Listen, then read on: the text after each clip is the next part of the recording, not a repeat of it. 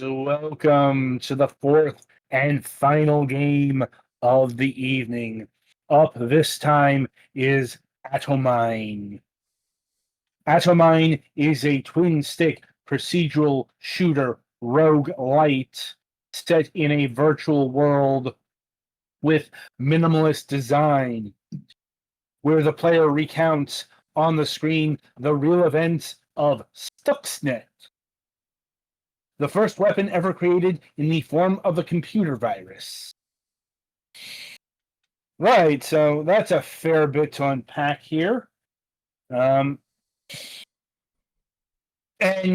yes, from what I've been able to gather, Stuxnet was apparently a real event that happened back in 2010. Like, maybe we're talking about intent here in terms of weaponization of a computer virus. Because, in case you don't know the event, this was used to do substantial damage to the Iran nuclear program. But we're not here to recount real history as such, because, well, look at this thing.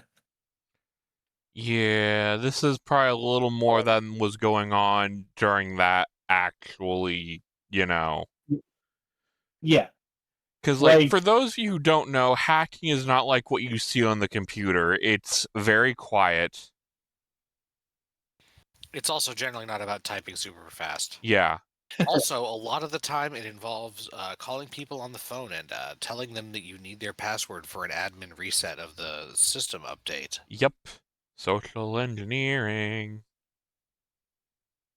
right, but be it all that as it may be, I'm not sure how you get from the historical event that we just described to all of this glass. Yeah. Or, like, I'll be honest, it's one of the things that's been confounding me about the game, just this aesthetic choice. I mean, I'll give you points for originality. When I'm thinking hacking video games, I think of a certain aesthetic. Lots Depending more on neon. yeah, Lots more depending computer things flying around the screen. yeah, not glass towers. Like, seriously, what is this? Like, I genuinely don't know what the I guess this is a representation for the interwebs, maybe. Yeah. Like, look. I understand that the like hacking in video games tends to be very abstract, but once again, I feel like I'm going through an arboretum or a museum, not cyberspace. So, now once again, now in terms of how roguish, it describes itself as a rogue light. I'm like, the thing is, I'm a bit on the fence about that terminology. Not mainly because it acts more okay, so what happens in terms of quote unquote upgrades isn't necessarily like you increase stats permanently. The thing is, your avatar here is called a module. And what you do, meeting certain parameters that I couldn't quite figure out, at least some of them, like one unlock was like beating the first boss, or like getting to the upgrade, the interior upgrade station. You increase your shot capacity, or you fire a multi-laser, that kind of thing. But anyway, getting back to the meta progression, you unlock different modules that do different things. Like I said, that's more like arcadey unlocks. I don't know, maybe it's a distinction without a difference. But it is there. Right. Also, I guess once again, kudos question mark for having a game that's more roguelike in design than most.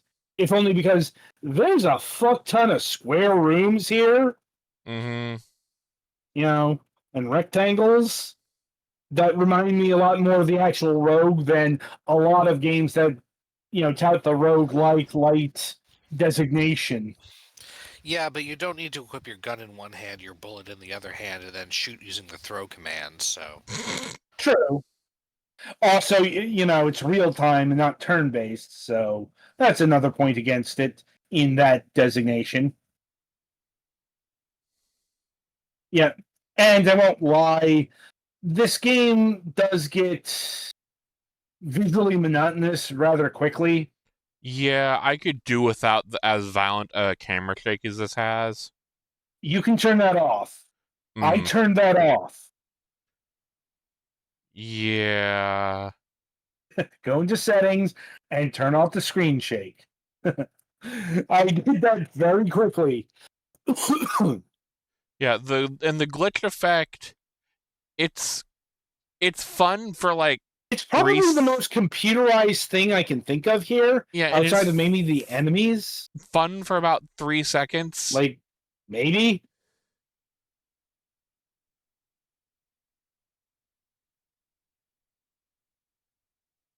Yeah, and you can turn off the glitch effect. Yeah, Well, thankfully these not obnoxious screen details can be turned off, which is good.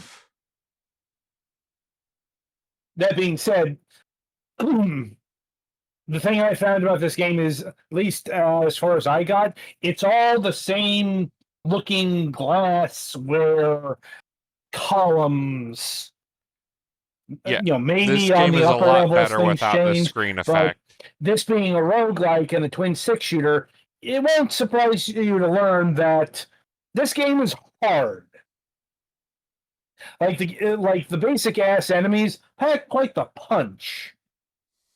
But I'll be honest, what really killed this game for me was the bosses. At least the first boss I got to, because dear God, is it a fucking bullet sponge? Mm. Like, the game goes full on bullet hell, but like it got a long, maybe not a long ass energy meter, but it just takes so long to kill him. I was honestly getting bored. Mm.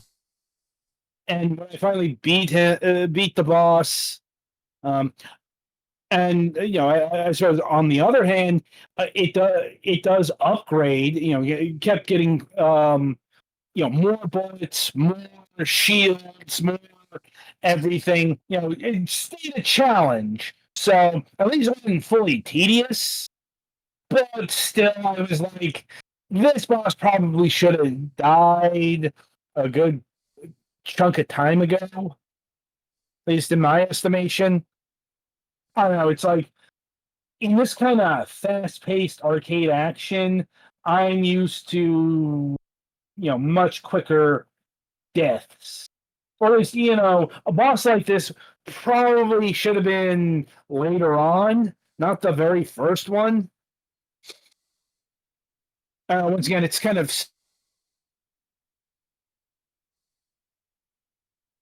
game plays like a very typical twin stick shooter of the, let's call it, pathway variety. Something like Smash TV, Renegade Ops, those kind of twin stick shooters, as opposed to the more arena based twin stick shooters. Geometry Wars and the like. And yeah, I think that's about all I got here. Like, it's a perfectly cromulent game. Definitely much better put together on a technical level than the first game I reviewed tonight. Otherwise, I think like tedium might be the great killer here. Just this game gets just there's no variety to the landscape. Like not even a color change. Like really, you couldn't Yeah, spring for the next level being orange or pink. Like that would have been something. right.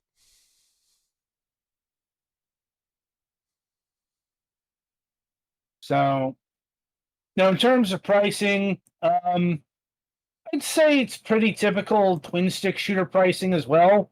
$10, though it is going for deep sale right now. Mm. Though it's ending in about 20 hours. It's going for $1. Obviously, at that price, it's sure why not.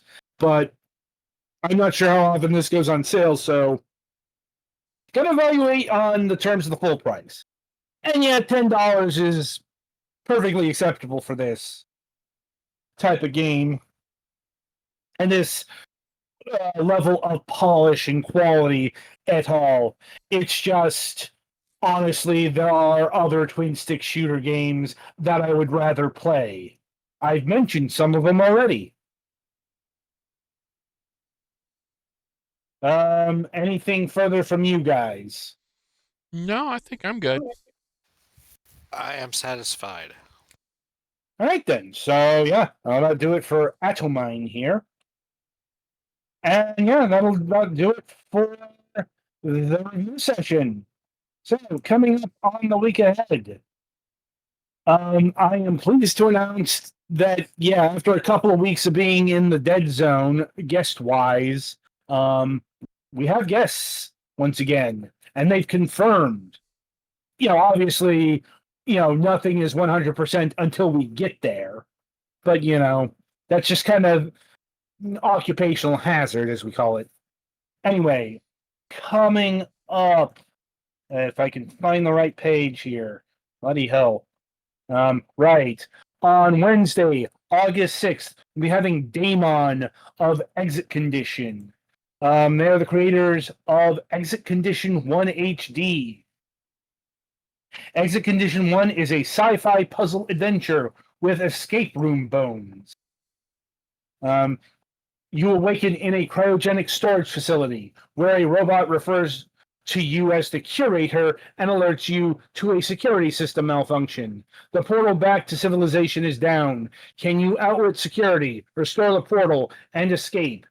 You'll need to overcome dozens of puzzling challenges by crafting tools, remote controlling drones, rewiring circuits, climbing, playing match 3 games, and even dancing, with 5 distinct levels expanding from a small single room to a cathedral-like boss level. Exit Condition 1 offers a unique and full immersive experience. With full physics integration, almost all objects are interactive, and your hands never ghost out. There are no jump scares. Okay? And I'm also further pleased to announce we have a Friday show scheduled this week. So, yeah, back to the full regular production, as it were. On Friday, August 8th, we'll be welcoming Julian Marchetti of KI3 Games. Don't think that's a fill-in for Killer Instinct. Anyway, they are the creators of Seed of Life. Seed of Life is an old-school action-adventure game. You play as Hope, a wolf spirit on a quest to restore natural order. In your journey, you'll be accompanied by a bird named Lefty. Use both their unique skills to explore exotic places, fight formidable foes, and discover hidden secrets. And finally, we have a new episode of Moonhawk Studios Presents planned as well. So look forward to that. And until next time, I shall wish you good gaming.